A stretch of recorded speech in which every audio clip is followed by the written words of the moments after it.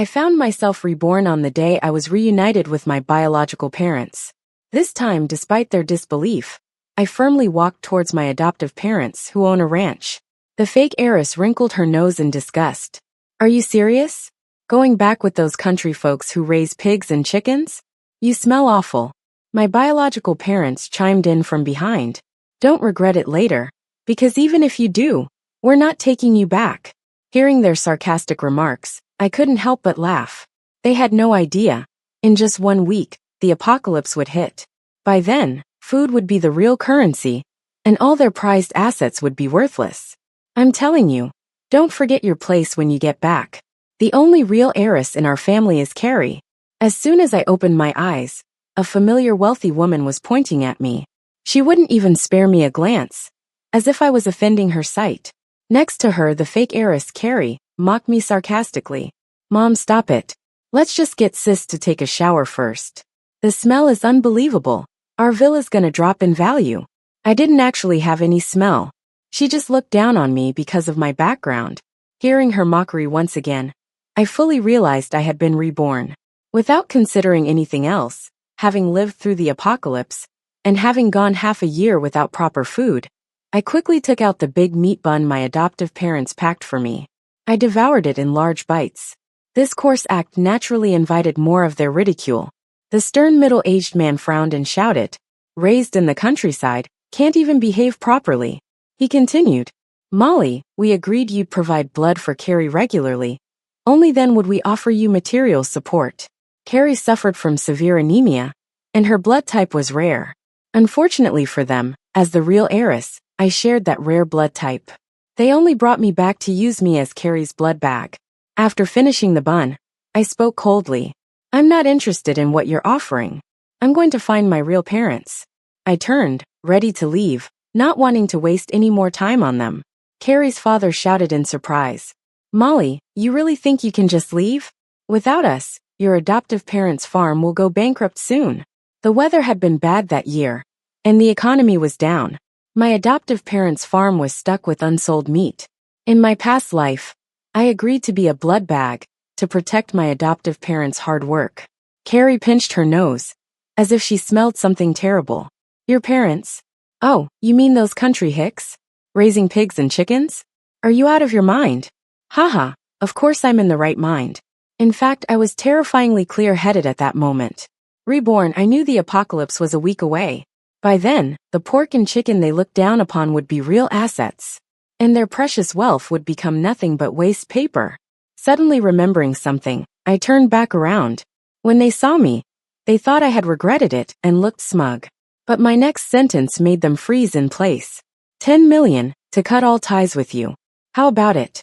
Carrie's mom's jaw dropped, and she screamed, 10 million? Have you lost your mind? I folded my arms and added, "Don't worry, I won't bother you again. As for Carrie's blood needs, I'm willing to sign an agreement."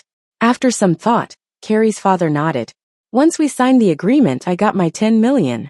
The price was a monthly blood donation to Carrie. For me, it was a win-win deal. With the apocalypse a week away, basic laws would be history. That broken agreement wouldn't matter. Yet the 10 million would help me prepare for what was coming. My adoptive parents already had meat and space. I just needed to buy medicine, defense tools, everyday supplies, and most importantly, seeds. Excitement surged in me as I planned my stockpiling efforts. Carrie's vicious voice piped up again. Ditching a villa to live shoveling pig poop in the countryside. Some people are just born low.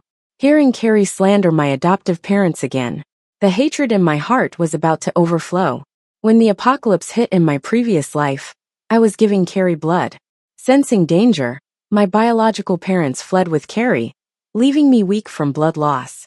I was lucky. Despite a crippled leg, I barely survived. But that wasn't the end of it. While searching for my adoptive parents, I ran into Carrie's family again. They tied me up, using me as Carrie's blood bag.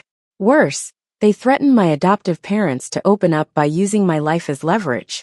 Out of concern for me, my adoptive parents let them into the ranch, only to be overpowered. In the end, they were tied to a tree, burned alive. I was locked in a basement, serving as Carrie's blood source. The family thrived on our sacrifice, living well through the catastrophe. I grew too frail and died shortly after. Before dying, I heard Carrie's cruel voice. People like you deserve to be my stepping stones. Don't worry, I'll live well off these supplies. Ha! These blood debts will be repaid 100-fold when the apocalypse comes. Leaving the biological family that disgusted me, I didn't go straight to my adoptive parents' farm. Instead, I made a call, giving instructions. With time so short, I wanted to gather supplies before heading back. Dad, Mom, I've ordered a large freezer for you. It'll arrive in 3 days. Make everything else into cured meat. In the next few days, someone will install iron gates around the ranch. Please stay home and don't go out. My adoptive parents always trusted me. Though puzzled, they followed my instructions. With them sorted, I dove into my mission of gathering supplies. I was just a college student, inexperienced in this area. Luckily, 3 years ago, an expert predicted the apocalypse. So there were loads of resources online about stocking up on supplies. After checking them out, I zeroed in on a post from a pro. I mean, who can't copy homework, right? But before I did that, I took $8 million to invest in stocks. $10 million sounds like a lot, but it's not enough to buy all the stuff I need. Lucky for me, I remembered this dark horse stock from my past life. Invest $8 million, and in just 2 days it could double. With the remaining $2 million, I started buying food first. My family's ranch has plenty of meat and animals that produce meat, so I focused on rice, beans, grains, and stuff like that. I quickly found the biggest grain wholesale center in the city and ordered a ton, using the ranch's pig feeding as an excuse. I got 1,000 pounds each of rice, beans, and grains. After grabbing the main staples, I moved to a different city and hit up the big supermarket for instant foods. Dumplings, wontons, ready-to-eat hot pots, pasta, you name it. Even in the apocalypse, you gotta mix it up sometimes. I knew my efforts alone wouldn't cut it, and I didn't want to draw too much attention, so I hired professional buyers online to help me out anonymously. They picked up a ton of seeds, spices, and water for me. The $2 million was pretty much gone by then, but the stocks I invested in had opened up, and when I got $16 million back, I started a fresh round of shopping. This time, I focused on meds, self-defense weapons, and various high-tech gadgets. Meds like basic cold stuff, vitamin C, and Yunnan Baiyao. By the 3rd month of the apocalypse, there's no more electricity. Temps are crazy up and down, so I bought solar generators. Knowing water doesn't last forever, and with a river near the ranch, I also bought some water filters. These high-tech gadgets alone cost me almost $10 million. I didn't want anyone to know the final destination for all these goods, so they're spread around the country. In the last few days, I went back to my foster parents' ranch. There's a village beneath the ranch, and the only family I trust there is Ken's. Ken grew up with me. He and his family are kind-hearted folks. In my last life, Ken's family tried to help me when I was tortured by Carrie, and it cost them their lives. This time, things will be different. Coincidentally, Ken's dad works for a transport company. I asked for a favor, and he agreed without hesitation. Moving goods through him won't attract attention, and only a few will know where they're headed. On the last day before the world ends, I invited Ken and his family to the ranch. Seeing it fortified was a relief. When I got back, just when I wanted to hang out with my long-lost foster parents, a call came in. Carrie's mom was yelling at the other end. "Molly, where the hell are you? Open your damn eyes and see what day it is. Don't tell me you forgot you need to give Carrie blood tomorrow." Oh, I did forget. I was busy hoarding supplies. This little errand was long out of my mind.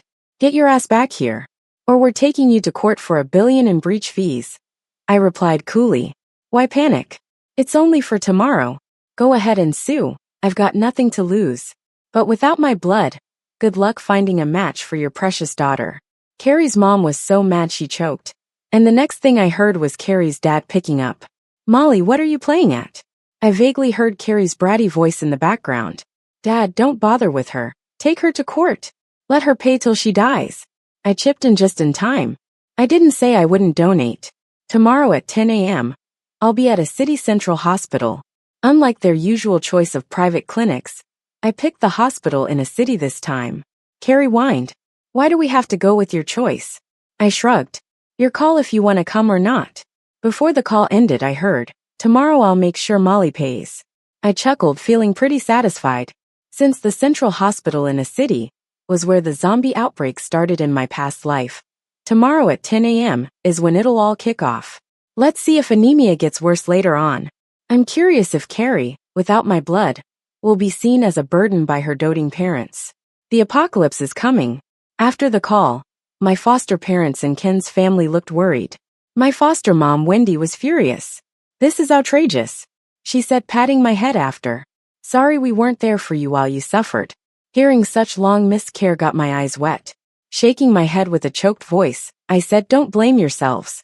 This has nothing to do with you." Dad Mike cleared his throat, pulling Mom and me aside. "Molly, mind sharing what you've been up to lately?" he asked seriously. I explained everything about the apocalypse and my reincarnation. Afterward, their expressions changed, from shock to anger, to overwhelming concern. Finally, they held me tight. I hugged back hard, cherishing that rare peaceful moment. Looking at the white hair starting to show on their heads, I made up my mind. In this life, I'll protect them no matter what. Even if I didn't tell Ken's family about being reborn, they weren't clueless enough to not have suspicions after all my prep. That night, no one at the ranch slept. The next morning, the sky started looking weird. It should have been a light blue, but somehow it was turning red. Clueless passers-by just snapped photos of the strange sight, not knowing what was coming. As time passed, the sky grew redder. By the time it was close to 10, it looked as red as blood, totally ominous. It was 9:58 in the morning, just 2 minutes before the apocalypse hit. Carrie and her crew called me again. "Hello, where are you, Molly?" I didn't answer, and they just kept rambling on. "Growing bold, aren't you? We could crush your adoptive parents' farm with just a snap." Before she could finish, Carrie's terrified scream ripped through the call. "Ah, monster." I looked up at the crimson sky and murmured, "The end of the world has come." I wondered if Carrie and them would still be able to come from my adoptive family's farm like in the previous life. On the first day of the apocalypse, everyone was in extreme panic. Luckily, the power wasn't completely out yet. Even though our farm was pretty isolated, we still got news through TV and the radio. Plus, I had transmitters and all sorts of gadgets ready just in case. The news was heavy, with a somber female voice detailing the catastrophe. Even though I was safe where I was, my heart felt heavy. I was just an ordinary person, unable to save everyone. So I only brought Ken's family, who were kind to me in my past life, to this well-protected farm. I wasn't sure if I did the right thing, but for now, I just wanted to live my life. I'd deal with the rest once I had enough resources. Otherwise, I'd only bring trouble my way. My adoptive parents were worried too, just sitting there silently. The apocalypse was a devastating blow for humanity. It was harsh reality, no superpowers, no saviors. Humanity had to save itself. After a while, I calmed down and turned to Ken's family and my adoptive parents. "This could be the last bit of normal weather for a while," I said. "I got tons of seeds earlier. Let's plant them now." Everyone agreed. We needed to do something to distract ourselves from the heaviness. We were all from rural backgrounds, so we knew our way around farming. Ken and I were a bit rusty at first, but the elders guided us. We ended up working the whole day, planting every inch of the land we'd prepared. At the end of the day, I served everyone chicken soup that I'd been cooking all day.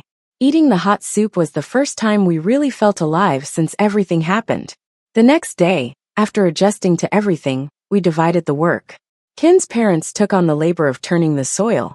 Ken managed the feed for the animals, and my adoptive parents looked after them. I took care of meals for everyone. In my downtime, I pulled out a tracking and recording device I'd set up on Carrie's favorite brooch before the apocalypse hit.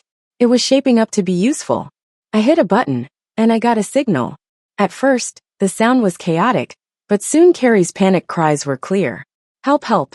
I remembered the device could record video too, so I hit record. On the screen opposite Carrie was her half-zombified father. I was shocked. The butterfly effect moved fast. Carrie's dad, who had gone to Central Hospital in City A, was dead by the second day of the apocalypse. Even though I indirectly caused his death, I didn't feel guilty at all. Instead, it felt good. A life for a life. They'd killed my family in the past. This time they'd pay in kind. Carrie's mom slapped her hard. "You heartless girl. We raised you, and you pushed your father to the zombies?" Carrie defiantly retorted. "So what? You love me, right? You should die for me." If I hadn't used Dad as a shield, it would have been me. Her selfishness stunned her mother, leaving her shaking with anger. She couldn't understand how her daughter could say something so shameless. But it was too late. Regret was useless now. Carrie saw her mom in a daze, grabbed her purse and ran. I shut off the device, not sure of Carrie's mother's fate. But Carrie, she was ruthless enough that I knew she'd be looking for me eventually. Just as I expected, Carrie called soon after. It was the second night of the apocalypse, and phones still worked. Her voice reeked of fake innocence. "Molly, let me talk to my mom and dad." It took me a second to realize she meant my adoptive parents. I couldn't help but snicker. Looking for new parents right after hers were gone? How ironic. She'd always called us country bumpkins when it was convenient. And now, she wanted to call them mom and dad too? I replied coldly, "What do you want with my parents?" "Molly, I know you're doing fine at their farm, but remember, I'm their real daughter." I was on speaker, so my adoptive parents heard her.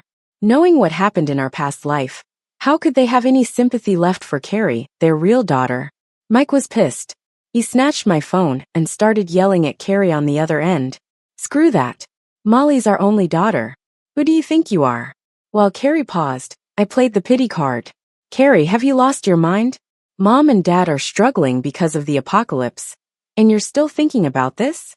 The unsold meat from the ranch is going bad. Everything's a mess here, and we're low on food and water." I coughed twice just for effect. Carrie hung up with a loud bang. But I knew it wasn't over. She's stubborn. There's no way she'll give up without coming here herself. Plus, she hasn't given up on replacing me in my adopted parents' eyes. But I'm not scared of her. If I estimate based on my past life, she won't be here for at least a month. I've got a month to prepare for her arrival. Turns out, chaos follows an apocalypse. Before Carrie even showed up, villagers came in droves from the hills below. They waved shovels and hoes, looking ready for trouble. A pot-bellied man leading the bunch whistled. "Did you hear that? If you're smart, surrender the supplies in the ranch. We'll spare your lives. Otherwise, every man dies. And the women." He licked his lips disgustingly. I recognized him. In my past life, when Carrie brought me to my foster parents' ranch, we passed by this village. They didn't know exactly where my foster parents lived, or the way up the mountain. Once this guy found out what they wanted, he immediately helped them out. Later, while I was tied to a bed unable to move, he came for me in the night. That humiliation and pain still scar my soul. I clenched my fists, not even feeling my nails dig into my palms. Some faces in the crowd showed a strange excitement, while others looked completely hopeless. Not everyone wanted to be here. That was my opening. Seeing we weren't leaving the ranch, the big guy ordered the mob to attack the gate with their tools. After some loud banging, they found something surprising. The gate didn't have a scratch. A scrawny young guy pointed with a shaky hand, "Boss, it won't budge." He got kicked down by the fat man. Useless. All of you useless. I noticed some angry faces in the crowd. I knew my chance had come. So, I grabbed a megaphone and started my speech. "You're people too. Why follow that fat pig? What's he offering or threatening you with?" Some faces outside the gate started to waver. Suddenly, the young guy spoke up. "He's using his family's muscle to bully the rest of us." Most of us didn't want this. More people joined in. As things spun out of control, the fat guy and another man, who looked just like him, tried to get rough. Then, a small door opened at the gate's bottom, just big enough for weapons. I said the final words I had. "Go ahead. Your fate is in your hands." After the chaos, the fat guy and his folks got tied up. The crowd looked solemn as they bowed slowly to the gate, then headed back down the mountain. I knew they'd protect their families. Days went by, and life at the ranch adjusted to the apocalyptic world. The TV and radio should have stopped working long ago, but I had a prepped signal receiver, so we still had service. I calculated that Carrie would be here soon, so I pulled out the receiver from her brooch again. But this time the scene surprised me. A tanned, strong arm laid across her pale skin. After some action, Carrie panted and teased, "John, you're amazing." That's when I saw John's face. He had a rough look with a mean face, the dragon tattoo on his shoulder, making him look even more intimidating. I hadn't met this John in my past life, so I knew nothing about him. In the footage, John laughed loudly as he hugged Carrie. "Carrie, less than a week, and we'll be at your so-called ranch. Imagine all that stuff, Ha ha ha. Carrie snuggled into his chest. Even with her shy smile, I could tell Carrie was disgusted beneath it. She always looked down on guys like John. If not for survival, she wouldn't tolerate being with him. Carrie's mom was nowhere in sight, probably dead. Her dad was killed by Carrie's own hands. She had only herself to blame for ending up like this. Your future's resting on you, John. As they talked, they started kissing again, and things got a bit heated. But to dig deeper into the situation, I forced myself to keep reading. After a while, I finally got the info I wanted. They'll be here in 5 days, and somehow, John got his hands on some firearms. There's no place for guns on the ranch, and the law here doesn't allow people to buy those. But I'm not really worried. We've got bulletproof gates around the ranch. John trying to break in alone is impossible. What worries me is if they let word get out, and more people come along. Sure enough, with Carrie hyping up the ranch, John rounded up more armed guys in the following days for an attack. I couldn't help but roll my eyes. Even though I never told Carrie anything good about the ranch, she's still causing me trouble. Luckily, I had designed a secret weapon to take care of them a few days back. One afternoon, as I was chowing down on some greasy roast chicken, Carrie and her crew finally showed. I'd already warned everyone, so folks just kept doing their thing. Outside, John yelled like that pot-bellied guy before. Get out here and surrender to me. Then he showed off his gun in front of the camera, trying to intimidate us. The ragtag group behind him did the same, flaunting their weapons. Soon, they got impatient and started shooting at the gates. As expected, the gates only took a scratch. John got so mad his fists clenched tight, and Carrie caught some of his anger. Smack, he slapped her hard. What if they won't open up? Oh right, didn't you say you're the ranch owner's real daughter? Then I'll just use you to threaten them. Carrie trembled, knowing my foster parents wouldn't care. She backed up scared, but the men behind her had her tightly in their grip. Carrie shook her head frantically, tears and snot streaming as she cried out. John, I've been with you this long, please let me go. John wasn't buying it, and geared up to hit her. That's when I casually turned on the mic. A staged conversation played out at the door. Wendy said, I can't watch Carrie die. She's still our flesh and blood. Mike shouted back, she's our daughter? Wendy, stop with your Mother Teresa act. But Wendy stayed stubborn. I don't care. I can't let Carrie get hurt. If you won't bring her in, I'll go out there with her. Outside, Carrie screamed with a long face, Mom. Dad, help me. I'm begging you. I finally chimed in. Here's the deal. You guys hand over your weapons through the slot under the gate. Once that's done, we'll let you in. Gather what supplies you need and then leave, okay? That made them pause to think. After weighing their options, John agreed. After all, if we didn't let him in, all he'd have is a dead Carrie and no supplies. Carrie's life is worth less than a pack of instant noodles in this world. Plus, John's cocky about his strength, so this decision was all in my plan. After confirming they gave up all their weapons, I opened the door. Seeing their excited faces, I couldn't help but grin. They didn't know there were more than 6 of us here. Guys and gals from down the village had moved to the other side of the ranch, and that I'd set deadly traps for their arrival. In a few days, they'd have no place to stay even if they survived. The fish were hooked. As soon as they stepped through the door, a strong floral scent hit them in the face. Made them sneeze a few times. John sniffed and eyed the flowers near the door greedily. You even bothered planting flowers in this apocalypse. I knew planting flowers made them more certain of the ranch's resources. Inside the hall, though most supplies were hidden in the underground cellar, the stuff we left out was enough to make anyone jealous.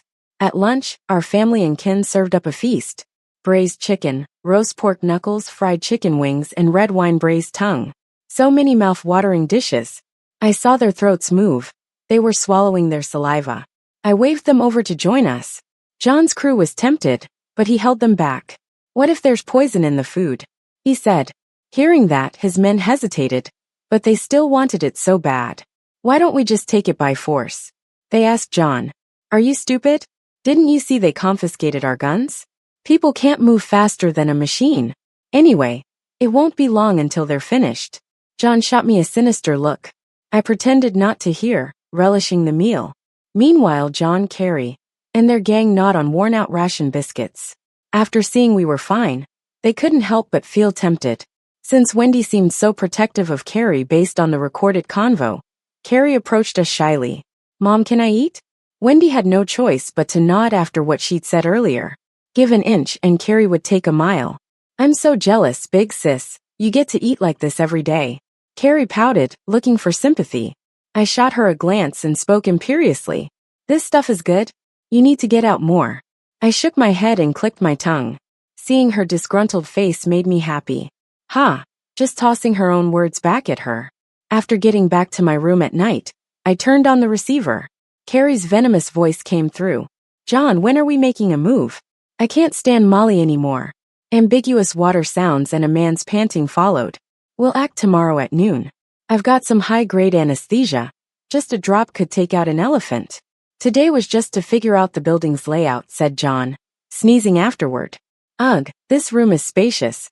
But why the heck did they plant flowers outside? The smell's killing me. Once I take this place, those flowers are getting yanked out, root and all. Don't worry, they won't have the chance, Carrie reassured him. Just make sure you take care of it by noon tomorrow. The next morning at dawn, after confirming through hidden cameras that everyone was asleep, I took my hot weapon and stepped out the door. At 7 a.m., I dashed back to the ranch, shouting as I ran. Bad news. The folks down the mountain got eaten by zombies. And the zombies are heading up here. With that, everyone shook off their grogginess instantly. They looked terrified like ants on a hot pan. I raised my weapon, signaling for everyone behind me to follow. We've got to work together now if we want to survive. I shouted. By the way, only I know the password to the underground food storage. With those words, I charged, taking down the first zombie. Faced with the threat to the food supply, John and his crew didn't dare hesitate and followed me. At first, we could manage the number of zombies. But as John and his crew got involved, it started getting overwhelming. If someone was watching from above, they would have noticed all the zombies were mostly after John's crew. Meanwhile, I seemed almost invisible, taking out zombies with ease. John's group started taking casualties. The endless swarm of zombies seemed never-ending. In the chaos, John got bitten on the shoulder by a zombie. Everyone knew what it meant. John was done for. A bite meant an 80% chance of turning into a zombie, and a 20% chance of dying on the spot. I didn't hesitate, putting an end to him right there to prevent more zombies from appearing. With their leader gone, the rest were in disarray. Before long, John and his men were wiped out. After they fell, the zombie horde began to disperse. Having dealt with the last few zombies, I headed back to the ranch. My foster parents and kin rushed over, worried as they saw my blood-stained clothes. Before they could speak, I reassured them. Don't worry, it's not my blood. Carrie saw that I returned alone with no sign of anyone else, and demanded answers. Where's John and the crew? Feigning regret, I responded, the zombies were too many. They're all gone. I'm sorry for your loss. Carrie, however, laughed hysterically. That disgusting man is finally dead. He dared to treat me like that. He should have been dead a long time ago. Serves him right. After venting, she turned to Wendy with an innocent look. Mom, I love you. I'm your only real daughter. Let me stay here. In her eyes, Wendy loved her unconditionally, so she never expected a rejection. Wendy snorted. Leave. Did you really buy that act? Molly's always been our only child. Carrie froze, standing there in shock. Suddenly she dropped to her knees, pleading, I'm sorry, Molly. I wronged you, I know. Please, if you kick me out now, I won't survive. I gave her a bright smile and shook my head. Dear sister, don't worry, I won't kick you out. I tossed a bunch of orchids in front of her. Take these, let's go play with the zombies. She stared at the flowers for a while, then suddenly realized something. She yelled, I get it. It's the flower scent. You used it to kill John and the others. Just as she said, I did use the flower scent to lure the zombies. About half a month ago, a memory from my past life hit me. Back then, after donating blood to Carrie, I was weak, lying on a cold mat, and overheard her talking at the door. They talked about how flowers affected zombies. I remember her mocking tone. Flowers? Yeah, right. Where do you think you'd get fresh flowers nowadays? Having stocked up plenty of seeds, I naturally had flowers too. Even though flowers seemed useless in survival, I'd bought several dozen pounds worth of flower seeds during my shopping spree. For some reason, I imagined a day when this apocalypse ends and flowers would bloom on the streets again, just like hope. The flowers helped a ton. I captured a zombie and locked it in the basement, experimenting with different flowers I could grow. After countless trials, I found that orchid scent highly attracted zombies, even inciting violence. That's why I planted so many orchids near the entrance and around their quarters. As for why the flowers had no effect on me, it's because I used a scent removal spray. I'd originally bought it just to avoid frequent washing of clothes to remove hot pot odors. In hindsight, each step led perfectly to the next, and without any of them, I couldn't have gotten rid of them so smoothly. Now that John and his crew were taken care of, I turned towards Carrie. Now it's just you, my worst enemy. I locked Carrie in the cold basement. After my scent experiment, I got hooked on experiments. Driven by the concept of waste not, want not, Carrie became my test subject. I tied her securely to the wall. She could only eat, drink, and relieve herself where she stood. Across from her, the lifeless, wide-eyed body of a zombie from the last experiment seemed to be staring right at her. Carrie quickly broke down. She peed all over the place, crying and begging for me to let her go. But how could I just let her go? She hadn't had a blood transfusion in a long time. Carrie was getting weaker, and I didn't want her slipping out of this world, away from this torment so easily. So I started giving her my blood bit by bit. I smiled casually at her terrified expression, and said something all too familiar to her. You upper-class folks sure make everyone jealous. Even in this mess, you still got someone like me transfusing blood for you, right? Carrie fell apart again. She shook uncontrollably, trapped forever in this cage. 2 years flew by, and the world outside the apocalypse started getting better. The country slowly built 7 official survivor bases. Our ranch, thriving and self-sufficient, became famous as the 8th unofficial survivor base. When the officials came and saw how flourishing our ranch was, I could see tears forming in their eyes. I totally understood their emotions and excitement. Over these 2 years, thanks to everyone's hard work, every inch of soil was turned over, and the plants grew wildly. Initially, we only had pigs, cows, and sheep, but later we hunted wild boars and rabbits in the mountains. So, these animals became part of our ranch too. Not only that, the ranch's territory expanded so much that it was more like a mountain now, and on this vast mountain colorful flowers bloomed everywhere. It was the most beautiful sight in those 2 years of apocalypse. No one who lived in peaceful times would remain unmoved or unfeeling when seeing these fields of flowers. But the key reason why our base was the only one recognized by the state was because I developed a drug that suppressed the zombie virus. Under the effects of the drug, people bitten by zombies had a 50% chance of survival, and this probability was still rising. Thanks to Carrie's sacrifice. After an interview about the drug research, I went down to the basement. The Carrie in front of me wasn't quite human anymore. Technically, she really wasn't. Through my experiments over these 2 years, she had become the world's only half-human, half-zombie in the process of transforming. And she still kept her consciousness. I bent down, staring straight into Carrie's dull, cloudy eyes. Thanks to you, Carrie, look. I'm living in the limelight while you're rotting away down here. Funny how things turn out, right? The words were inspired by something she said to me before I died in a previous life. Truly poetic justice.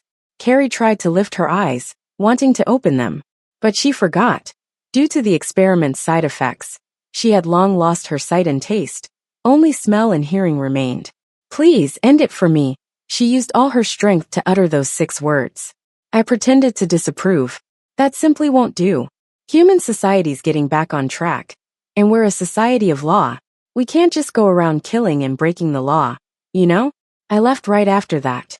A few days later, I checked on her and found she had passed away. I burned her, erasing Carrie from this world for good. My 2-year vengeance had finally come to a perfect close. 5 years later, 90% of the zombies were wiped out. Through my relentless efforts, I developed a drug that completely suppressed the zombie virus. Technology was slowly bouncing back, and zombies were no longer a cause for despair. Another 10 years went by, and the zombie virus disappeared completely. The 18-year struggle of self-rescue for humanity ended in complete success. In a joyful restaurant private room, I sat with my foster parents, well, I should say my mom and dad, across from Ken and his family. We raised our glasses cheering together. Humanity perseveres, hope endures. The end.